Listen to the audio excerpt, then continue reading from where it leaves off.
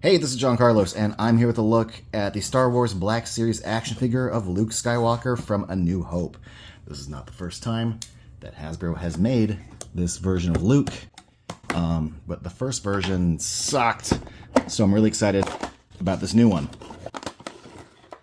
First, we gotta unbox this bad boy. So let's just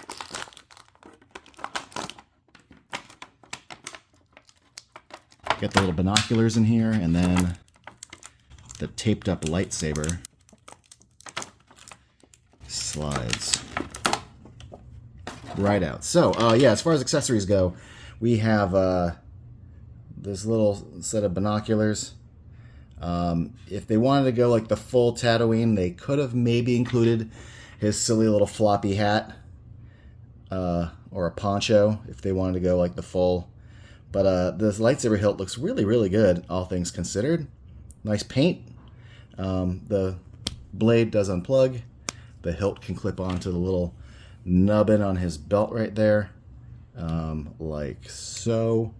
I'm not sure. There's this little hole in the back. I don't know if there's a plug or if his binoculars are also supposed to like hook on. I'm not sure. It is kind of bendy, the hook, but it doesn't. Yeah, whatever. So, looking at this figure itself, this head is better than the last one.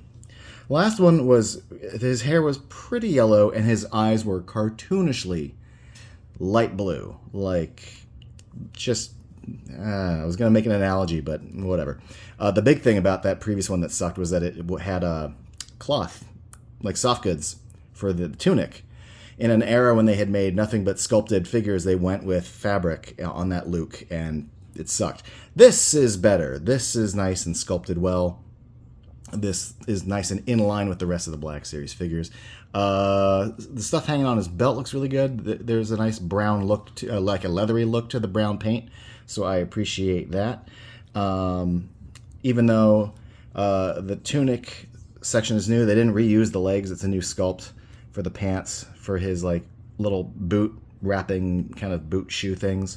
Yeah, I mean, overall, I'm really happy with this. The likeness isn't amazing, but it is pretty good. I mean, you definitely get a sense with the hairstyle, and I mean, there's something in the eyes. The nose and mouth might be a little off, but otherwise, you look at it and you go, yeah, that's Luke Skywalker. I get it. Once again, though, the trigger finger hands, ugh, so annoying. Why trigger finger hands for a character that doesn't come with a gun? Hasbro's been doing it for years. It bugs me to no end. Okay, one last thing that doesn't quite bug me, but I feel like it's worth pointing out. Actually, before I even get to that, if you bend the little hook out, this slips right on. Also, heads up, this thing pops right off quite easily. It's just a little thing that hooks on. Now, one thing that I do want to point out is that in A New Hope, Luke Skywalker only uses the lightsaber when he picks it up, when he first meets Obi-Wan, and then later to train with a little bit. Yet every figure of this version of Luke comes with a lightsaber, but he doesn't really fight anybody with it until Empire Strikes Back. I'm just saying that while they include the lightsaber, I feel like it'd be cool if they included other things relevant to the way Luke uses it. Like, what if this figure came with the helmet, with the blast shield, and the little, like, little ball, the little floaty thing? Someone who knows Star Wars better than me could probably tell me what that little floaty thing is called. I'm just saying that'd be a neat inclusion.